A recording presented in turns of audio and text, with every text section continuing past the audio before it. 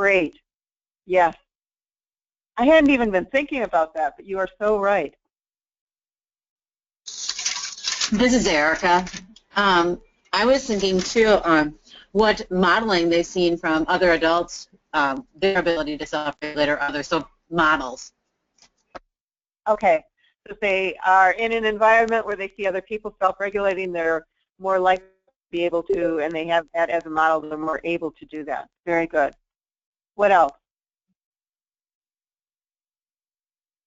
Josh completely agrees with that.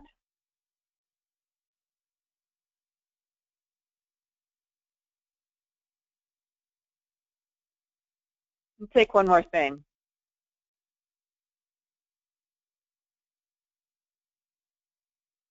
What determines a person's ability to self-regulate?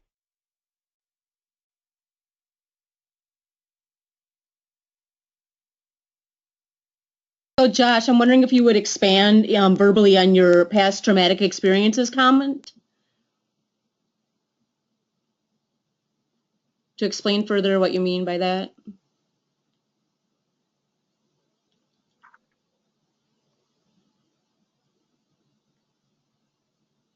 Yeah, can you hear me? Yes, we can. Yeah, just thinking of things, everything that students have occur in their past, and whether it be trauma or traumatic experience in the home or some other place in their life, and how that forms and shapes their ability to process through and understand self-regulation in different, depending on different environments that they're put in. So really that's about it. Thank Thanks, you. Josh. You know, there's I know a lot of schools are doing trauma-informed care. Trauma-informed care. Trauma-informed care, yes. And I'm just curious, if you were to think about the school that you come from, about either a percentage or something like that, how many students do you think are impacted by trauma? I'm just kind of curious.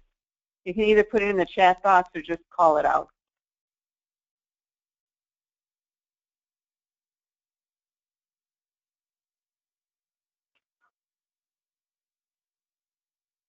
And Tammy added, knowing how to self-regulate, having the skills and knowledge to do it successfully. Okay, thanks, Tammy.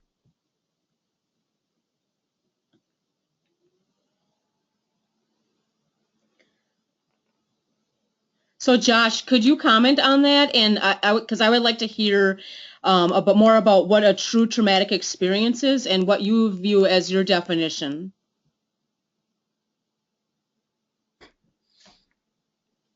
Well, I'm not a clinical expert, so I don't know if I can give you the accurate definition, but depending on the day, everything's a traumatic experience in a middle school, depending on, you know, what happens. But in reality, we know that that's not true. You know, so I think a traumatic experience is defined differently to different people, and I'm sure there's a clinical definition of it, but you know, something that alters an individual's ability to maybe process through something or process through an event that has occurred in their life. I don't know what the perfect definition is, but yeah. And I guess, you know, my question, I know, and there are a lot of definitions of the kind of trauma that occurs because of one particular really traumatic event, and then there is also what happens when you have maybe less dramatic, but on a regular basis, events that impact your ability to process information. So I hear that, I think Emily said, I've heard that about 1 out of 5 students will have at least 2+ adverse childhood experiences that would contribute to a trauma response. So we're talking about, you know, 20% of our students. If you think about your classrooms, 1 in 5, that's quite a bit. So can I just add that I would say that's an average, and obviously when there are traumatic life experiences in a community that impact a large group of people. For example, a natural disaster would be traumatic for more than 1 out of 5 students. So really it is dependent on your community and the demographics and what's happened in your community as well. Our at-risk high school, we gave them the ACEs test, and at that 2+ adverse child experiences is like closer to 80%. So in that setting, those are the students who struggle the most. They, by definition that we use in our district by the ACEs score, have a high trauma rate, if you will, compared to other schools. So these speak to some of the reasons why we decided to talk about self-regulation. I see it coming up a lot more in national venues, talk about self-regulation.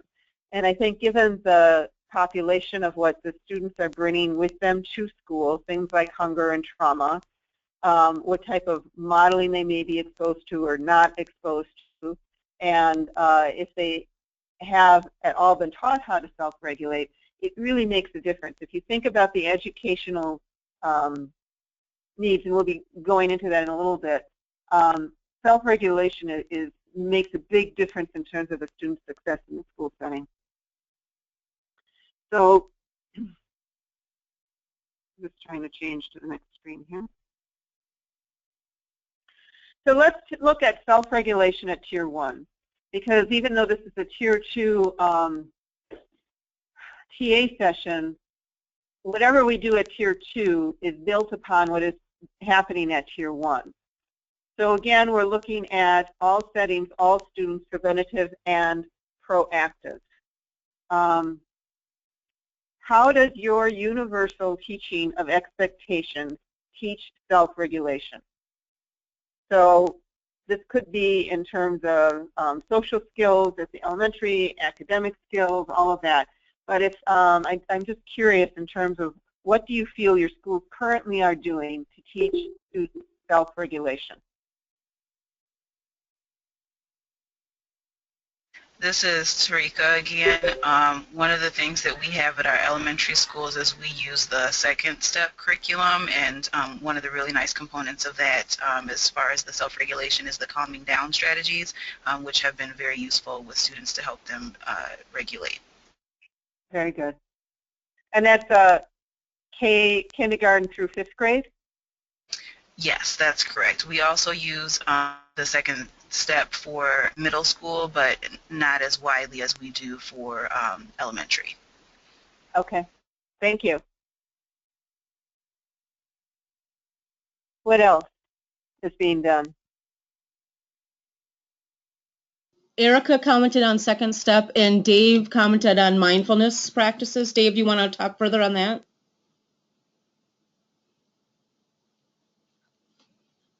Sure. What do you want to know? Our elementary school, actually we're using it at elementary schools, we're using it at the intermediate level, and we're starting to use it at the high school levels. That's more of a Tier 2 intervention that they're doing, but at the universal level, for sure at the elementary and middle school. And it's something that we also offer our teachers. They get trained in mindfulness practices, and then our student services go in and introduce it to the students, and the teachers use it. They use it when they come back from lunches and recess and prior to tests to help the students calm down and make that transition back to academics. Okay.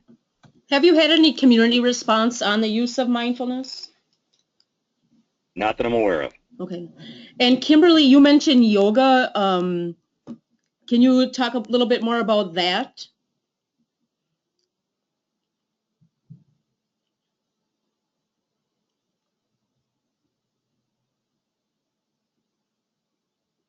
Oh, she said sorry. Okay. Is that taught universally? And if she's chatting in the chat box, so I will read her chat. Yoga helps the students calm themselves. Is it taught by all, and at what levels, what grade levels?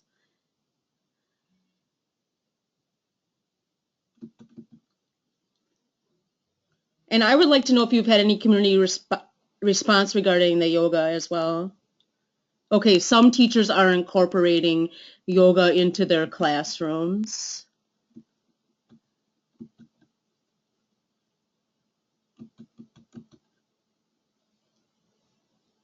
Okay, thanks. If she shares more, I will definitely read that. So one of the things that I just want to, before we move on with this is, I have a feeling that even though if you would talk to teachers, they would say that it's important for students to self-regulate. I don't think by and large, they're doing it more often, it's something that they think of as a skill that they should be teaching. It's nice if you have second steps, if you have, I know there are a lot of already designed yoga lessons. Mindfulness has specific lessons, and it's nice if you have a curriculum like that. But one of the things that I remember listening to one of the creators of Second Step, and this reminds me of what someone said about modeling. One of the nice things about Second Step is it has the adult, when they're going through in their own thought process, actually thinking out loud so that students can see and have modeled what the mental process it takes to self-regulate. And that isn't something necessarily that you need a set curriculum for, but you know, teachers can model that all the time. Also, we have the ratio of 5 positives to 1 corrective. Our teachers acknowledging, and they can see them self-regulating when they are sticking to a task, when they are calming down before responding when they're upset. All of those things are universal practices, and if the faculty begins to focus on self-regulation, they can find a lot of ways you can teach a student to calm down and count to 5 without having a set curriculum. It's nice to have one, but you don't need to. So as people who are looking at Tier 2 interventions, if you begin to see a pattern of students that do have difficulty with self-regulation, one of the things is to go back to the universal team and talk about how at a universal level the school can begin to support students in learning self-regulation. Any other comments on that at the universal? Because I want to go into this a little bit more now. I have, this is Tarika again, something else that we had started looking at and purchasing, and I don't have a lot of information about because I haven't used it myself, but there's a curriculum called Calm Classroom, and I think we got it for elementary and a few copies for high school, and it has a disc that goes with it. And I was told that that also helps sort of with calming and regulation, but that's all the information that I had. Okay. So with this, and I'm actually going to, I want to add things as people have things to add, but this question says what regulatory skills are needed? So in the realm of social skills, what regulatory skills are needed for someone to have successful social skills? How is self-regulation applied in social settings is kind of what this question is getting at. So if you guys can just either, I'm going to be typing, so I hope you can still hear me on my phone, either call out or in the chat box say some of the ways that self-regulatory skills are necessary in social settings. I'll start. For an example, we need to be patient and wait till someone's talking before we can speak. So communication skills.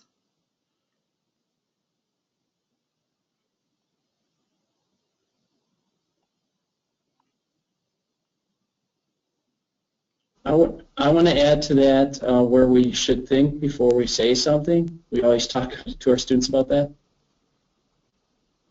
Yeah.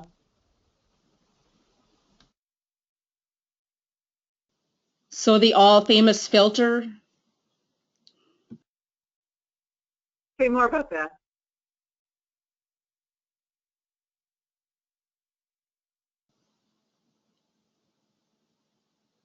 Oh, emotion management, someone said.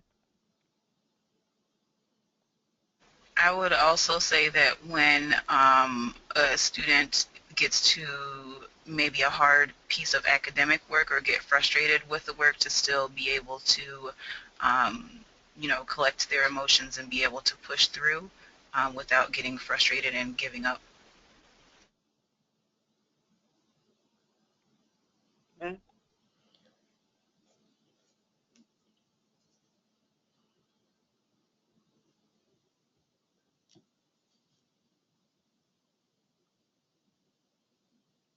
Other ways that we need this? I will add to the academic and say the ability to think through a problem and not necessarily just put your first answer down.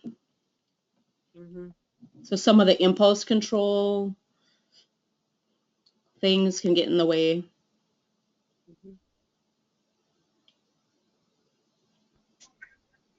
I'll add to that academic piece too. The in thinking in terms of second step, they call it skills for learning. So having those strong skills for learning, like being able to focus and listen, and ask for what you need. Hmm.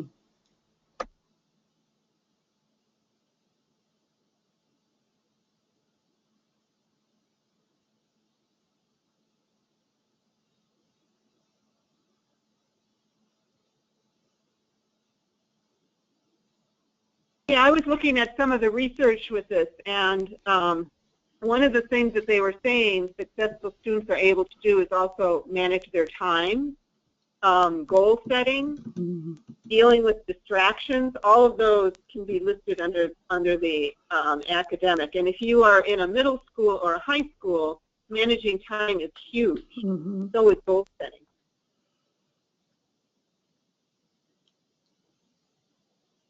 And I'm going to say that, Josh, I really love what you just wrote, remove the fear of failure. Mm-hmm. And that is actually both a social and an academic, I feel, of which a lot of these are. My daughter is in 5th, and she said, Mom, my teacher just went to be taught by the people that write the math. She meant curriculum. I knew what she meant. She didn't say curriculum. And the person said, every mistake is a learning experience. And I'm like, that's right. And it was so nice for her to hear that from not just her teacher, who she highly relates to and appreciates, but the person that actually wrote the curriculum.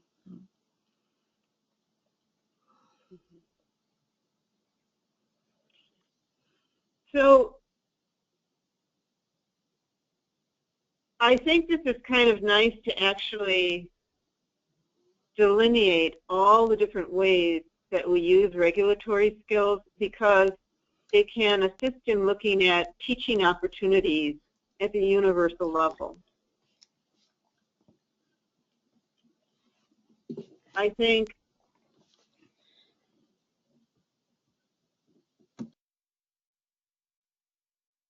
also when you're beginning to analyze your data, to take a look at where you might need Tier 2 interventions.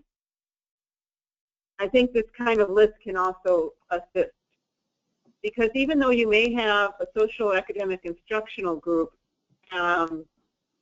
say focusing on study skills, self-regulation is a big piece of that. Lori, Kimberly also added open to constructive feedback would go under both. Uh-huh.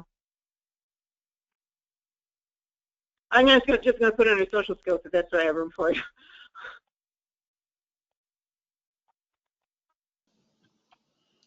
very good. And she said we ask our kids to do a lot, and yes, we do. And we also ask our teachers and administrators and educators to do a lot as well. Not only teach these skills and model these skills and continue to monitor how our students are doing with these skills. Mm-hmm. These are difficult for adults too, Kimberly said, and yes, they are. And what we see that every day at school, don't we? Okay. So now let's turn to the self-regulation at the Tier 2 level. And again, with the idea that Tier 2 is in addition to Tier 1. So I want to look at how we can tie this into the system. So when you're designing your Tier 2 system, what questions do you ask to determine the appropriate intervention for a student need? How do you begin to develop interventions that meet the function of the student behavior? How do you progress monitor?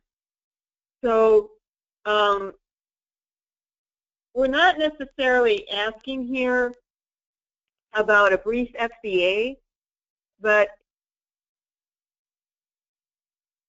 I think figuring out what's motivating the student and what's behind their actions will help you determine, even on a really basic level. You don't have to do a big interview like you do for it's not a big interview, but you don't have to do a formal interview like you do for a brief FBA.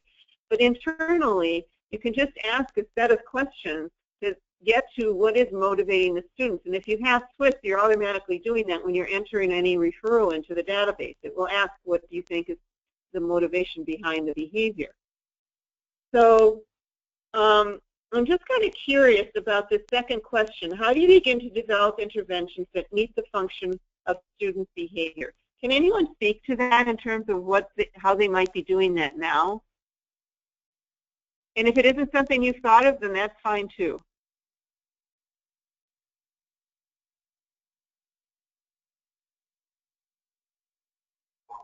I'm sorry, can you ask that question again? I just had to step away from my desk for a second. Sure. I was referring to the second question there. How do you begin to develop interventions that meet the function of a student's behavior? And what I was saying is that may not be something you're necessarily thinking of right now, but if it is, I'd be curious as to how you're doing that.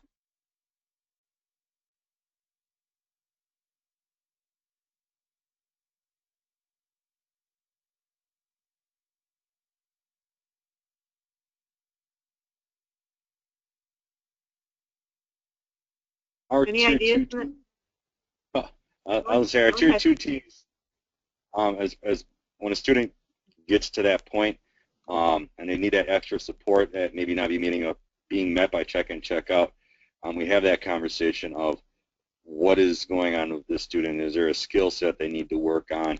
Is it a coping skill? Is it a signal or a cue that they can use when they need extra help, etc.? So that's an ongoing conversation that the teams have when our students come to our Tier 2. And, first question is check in, check out the best fit? If it is, then we go that route. If not, then what is? And then we kind of develop a plan from there. I want to, and I think that's kind of how most teams do that. It's a little bit more informal. I want to show you something here. This is something that comes from the Tiered Fidelity Inventory. It's a new assessment that's it's in the beginning stages of being launched right now. And in the manual, they have this chart, which I thought, it just really struck me. I thought it, and Dave, you pointed it out at one of our networking sessions. This is, on the left-hand column, actually talks about some of the different functions of behavior, some of the different things that might motivate a student's misbehavior, such as access to adult attention or peer attention, or structural prompts, what to do throughout the day, at least 5 times during the day when positive feedback is set up. These are some of the different functions that an intervention can have. A school-home communication system, opportunity for adaptation into a self-management system. So these are all different characteristics, kind of maybe not functions of behavior, some of them are functions, but they're characteristics of an intervention. And then on the top is a list of some of the interventions that this particular school might have, like check-in, check-out, social skill clubs, and reading buddies, homework club, lunch buddies.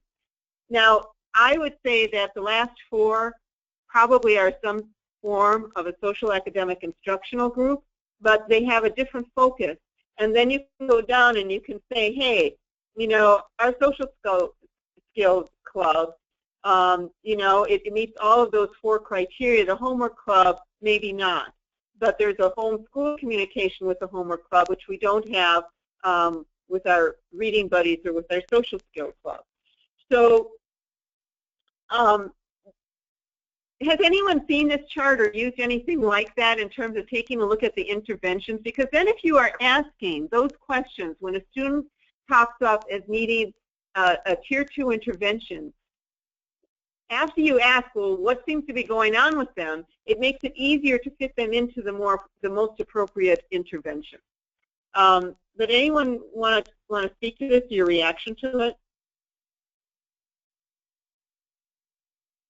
Since my schools are all doing the TFI, they've all seen this, and since I introduced it to them in, would have been December that we did the TFI, this kind of opened their eyes to, oh, we can, all this stuff fits under Tier 2, and it's kind of opened up more doors when we start looking at Tier 2 interventions. So at least with the schools that I'm working with, this chart and then the blank template has really been helpful tools for my teams.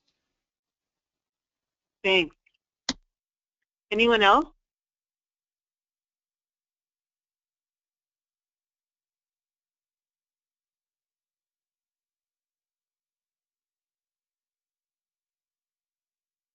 Yeah, the beauty of this is I think it can help support teams in creating interventions that are a match for student needs. I think a lot of times, even though we know we're not supposed to, we tend to look at what we have and then fit a kit into it versus looking at the needs of the student and making sure we have interventions that meet that need. And I think this chart helps do that. If you do have something called Lunch Buddy, then you know that a student, you know, I don't know, needs homeschool communication. Maybe right now you don't have that in there, but you can add that to the intervention. You can design the intervention to meet the needs of the student. So I see Josh is saying that we will be using it soon. And I see him also saying that he loves this. That's Josh. So I was just going to add that, you know, with Tier 2 interventions, we provide the teaching, but we also provide the ongoing monitoring and acknowledgement of the behavior that we want to see, which is that we want that to happen throughout the day. So we have to tie in to any social academic instruction group that we have, the feedback that is given throughout the day, and then we have to consider how do we progress monitor the effects of that intervention or supports. And in this chart, they say self-management, but I think you could also add something in here for self-regulation. I think you can, you know, change what's on the left-hand column as much as you can change what's up here. Mm-hmm. So I see that. What I'd like to do. Sorry, Lori. The at least 5 times during the day when positive feedback is set up is a yes under check-in, check-out. And I would just, you know, how are we making sure that that's happening for the other interventions? And the acknowledgement is happening throughout the day, because it's not just the teaching of the skills, but the feedback and the acknowledgement that the students receive for specific to the skills that are being taught, and the data that's showing that they need those skills taught to a deeper level. And then they also need acknowledgement and feedback at a deeper level. Does that make sense? And you know, if you, I think that makes sense a lot. I mean, even if you do this check in, check out, and you look at social, I think it's interesting that they don't have yes here, because you can so easily make that a homeschool communication system. Mm-hmm. You can so easily, if the teacher is in a loop in terms of what you are training, make sure that they are providing that kind of feedback. So, it's a great point, Stephanie. Yeah, because we have to be able to generalize those skills. I mean, the old way of doing groups in the school psych, like myself, like I was, just taking the students in a group and not being able to then have those students be provided acknowledgement and feedback throughout the day to generalize those skills is really what's very important. And that also brings me back to, if this is something that you notice that you're going to be doing something on self-regulation, if you have that then and reintroduce that topic to the whole student body, then it makes it easier for the teacher to acknowledge that behavior when they see it, because they're focusing on it with everyone. And Kimberly says she just dug the paper copy out and will be introducing this to her Tier 2 team. I'm going to pass the baton here to Emily, who's going to talk a little bit about the second step curriculum and how that can be used with self-regulation. Are you there, Emily? We're in the same place but different room. I am here, and I'm hoping that my audio is okay. Yep, it's good. Okay, great. Would you mind making me the presenter? Uh-huh. Working on that.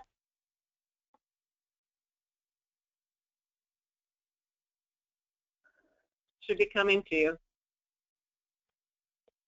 Great. Okie dokie. Can everybody see that? Yes, we can see that. Thank you. So yeah, when we had started preparing for this session, this TA session, we were starting to look at schools who had started to kind of build this idea of teaching skills, whether they be emotion regulation or specific to self-regulation, problem-solving type things, and how did they build it into their system. And unfortunately, the district and the schools that we had in mind, nobody was available. So I'm going to speak a little bit to that. And a lot of what I have prepared for the first couple of talking points is really some things that have been mentioned already, but I think they are some pretty core key concepts to keep in mind as we look at how do we teach these skills systematically within our system. And it really, like Lori mentioned, that it really does start with the core, and it really starts with how do we teach them to all students so that there's, you know, again, that we're no longer making the assumption that all the students have this skill or get this skill in other contexts, that we as a school system have a responsibility to systematically teach them and provide feedback and give it just within our universal system. And so how does that look? You know, what kinds of things do you have at your disposal right now? Well, we've got written and consistent cool tools. We have our matrices. And then part of, you know, Lori and I were just looking at items on the BOQ, that lovely benchmarks of quality, that, you know, one of the things is that we not only have these lessons, but we have a consistent teaching plan and a calendar for when those happen.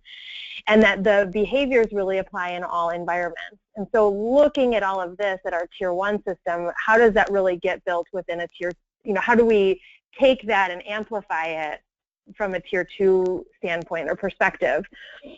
And if we think of social academic instructional skills or social academic instruction groups as a systematic reteaching of skills, because, you know, if we're going to go this route, looking at that intervention fit from the TFI, you know, if we're going to go this route, we're kind of saying that the student, they probably have the capability to do it, but they just don't know it yet. You know, it's a skill deficit at this point, or a need for a boost in this area. So how do we systematically reteach these skills using those same concepts that we have at Tier 1? You know, we have written and consistent language, you know, that the social skills are being taught within a context and with language that the students are familiar with, that we're not pulling some things out of left field, that they all tie together.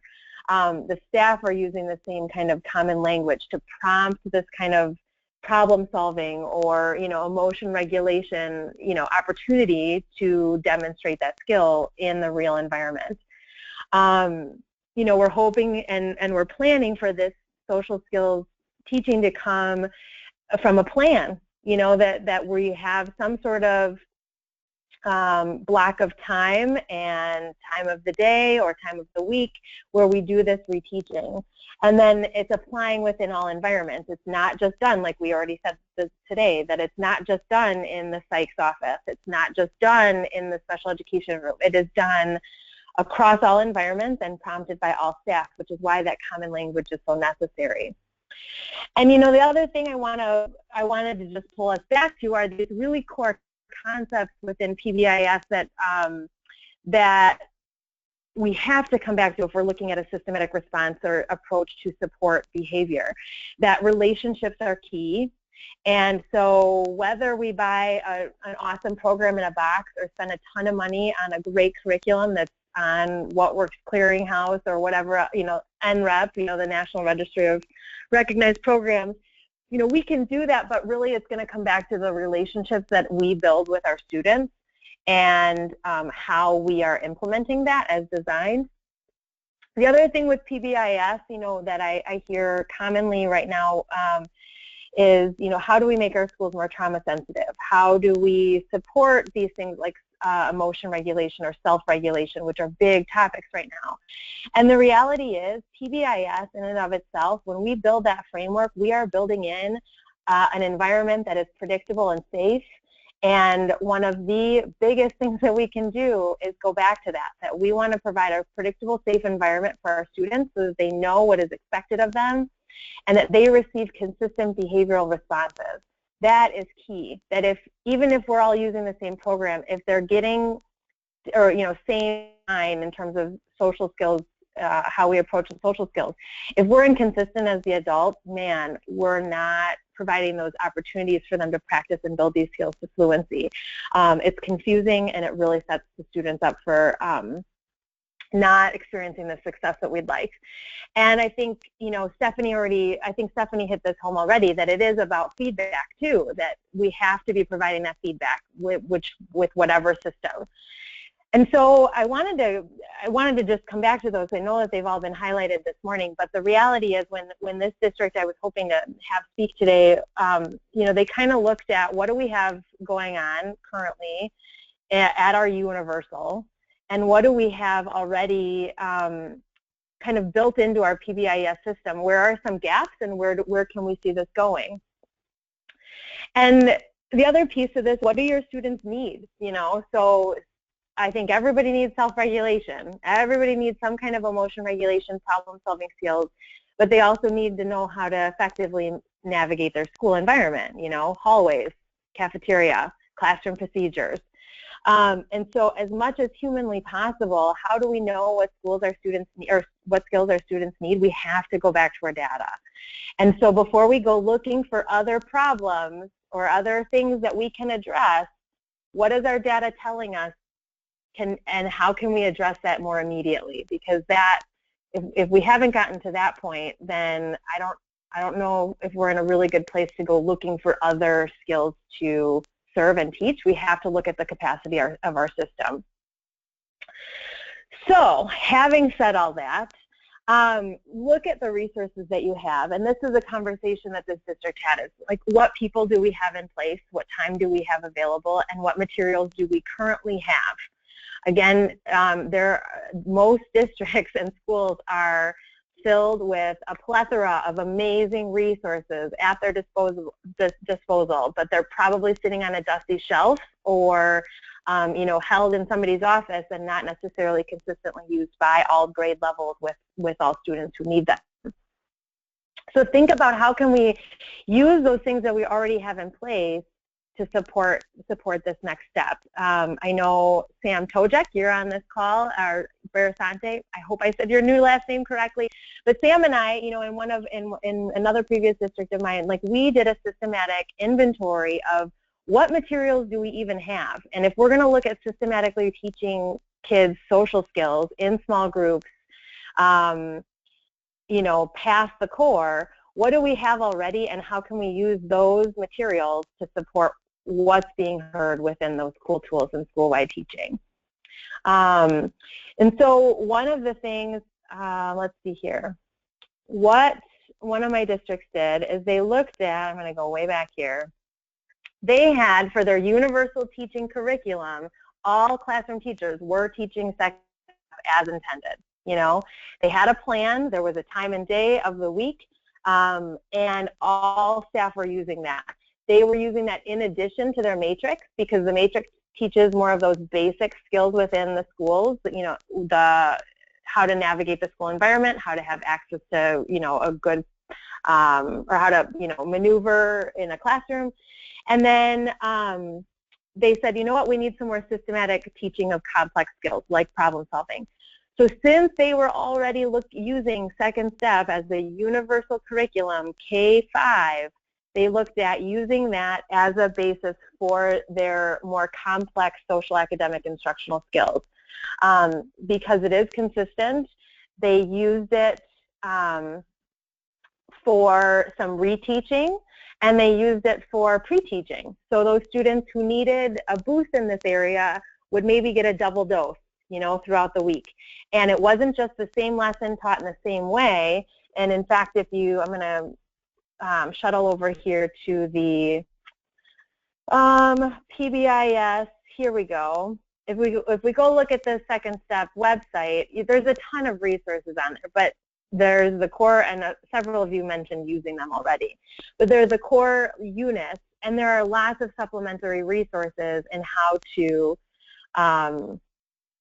reteach it, how to, you know, have books that complement it, and in small groups you can read the books, model and practice in a different way, using the same kind of language and situation that's set up through Second Step.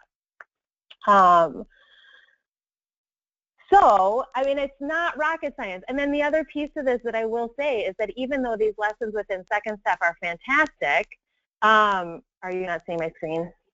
Oh, bummer. Lori just snuck in and said that you guys are not seeing my screen on this piece.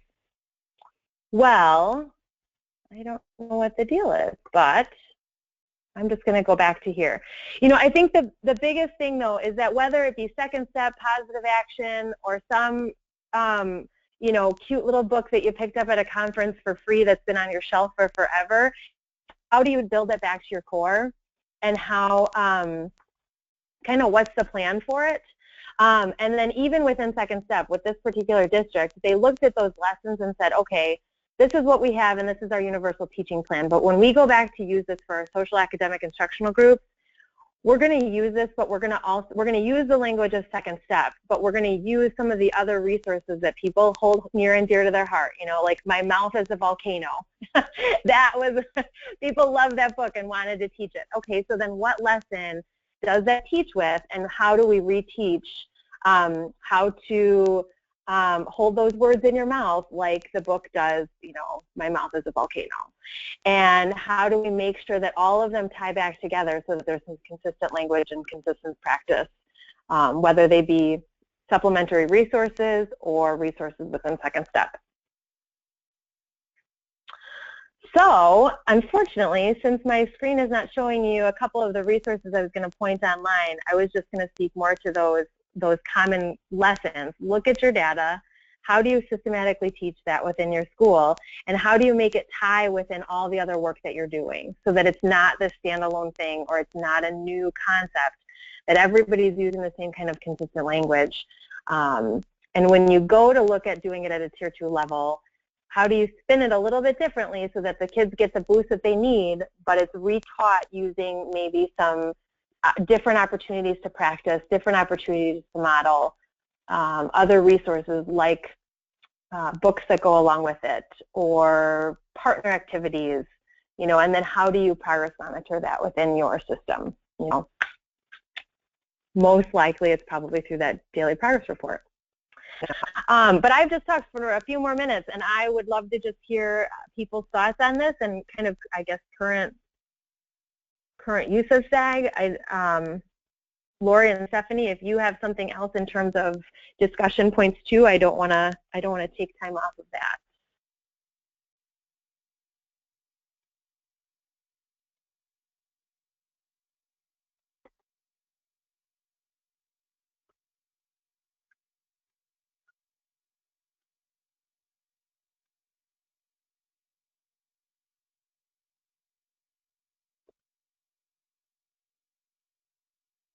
Did everybody just hear Lori?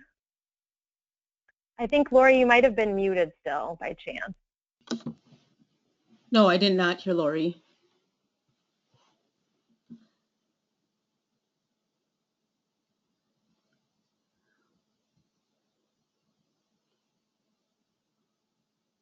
Lori, would you mind saying again what you said after you unmute yourself?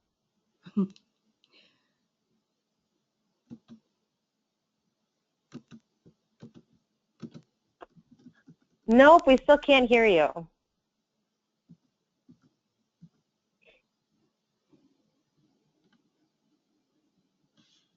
Nope, we can't hear you. I can only hear you because you're in the room next door.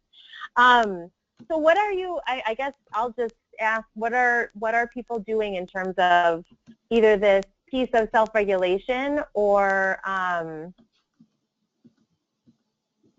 just, you know, systematic teaching of skills? How are you filling that need within your school currently?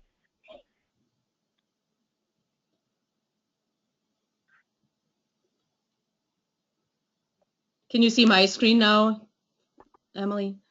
I can see it, yes, Stephanie. Okay, so these were some questions that Lori and I came up with. What intervention will teach your self-regulation skills? What interventions will help students apply the skills? How can you use this chart? And what makes a SAIG group evidence-based? Lori is having a hard time unmuting herself. So if she could go in by Emily, that would be great. And we wanted to bring up this question of what makes an SAIG group evidence-based, because remember our goal is to be effective and efficient. Can you hang up after that? There's just background noise. Sorry. That's okay. Lori. Okay, so remember that we want to use evidence-based supports and interventions, and what makes an SAIG group evidence-based is the way that we teach the skills, where we provide instruction, modeling, role play, feedback, and acknowledgement on the specific skill, and generalize that out into the environment that they're in. Whether we're teaching it in one environment, we need to generalize it to others. It's the feedback and acknowledgement that we're providing in the other environments. Is Lori on now? I am. Okay. Did you want to add anything to what I just said, Lori? No, I've been focusing on trying to mute myself for the last 2 minutes. So. So I think we want to hear from the participants any questions that you have, or any ahas, or anything that you would like to add further into the discussion. We have about 4 minutes left until 1 o'clock. Go ahead and unmute yourselves or chat in the chat box.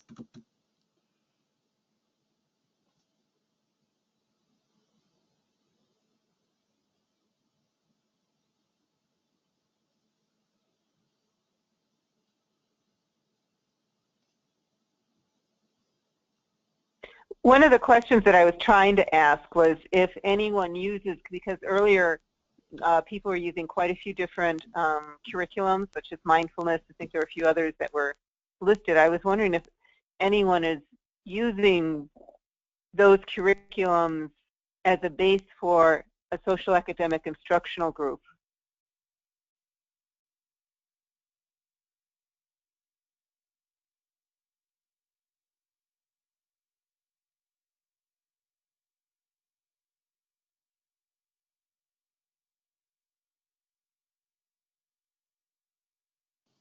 So now I'm hoping people can hear us.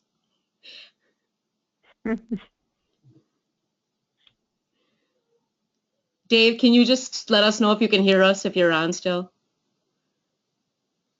Yes. I can hear you. Oh, thank you. You're good. Yep. Deep in contemplation, huh? Yes. Everyone is self-regulating themselves a lot here, thinking before they're speaking. What questions come up for people after this presentation? So, like, what questions do you have now? What do we need to expand on in a future session? Tied to this topic? Go ahead, sorry. I would like to know more about progress monitoring. I think we, for the most part, are good at interventions and sort of what to do for the interventions, but we're sort of wondering more about, once we have the intervention going, how do we make sure that it's working? And I know that the check-in, check-out, you know, that tool can be utilized, but I'm just wondering about other ways to sort of collect some progress monitoring data. Thank you. Other questions? Thank you, Gary.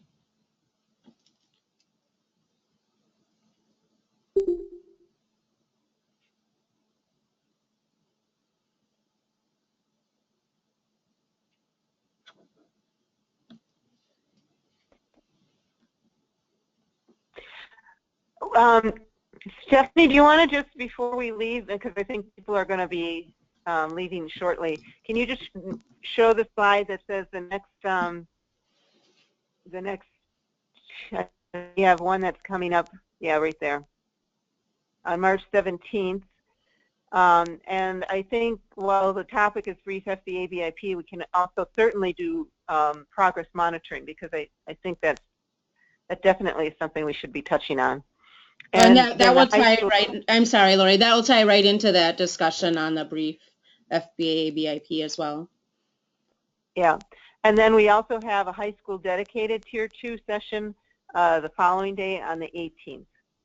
So if there are any topics at the high school level that you would like us to address there, to make sure that we touch on, please make sure you let us know.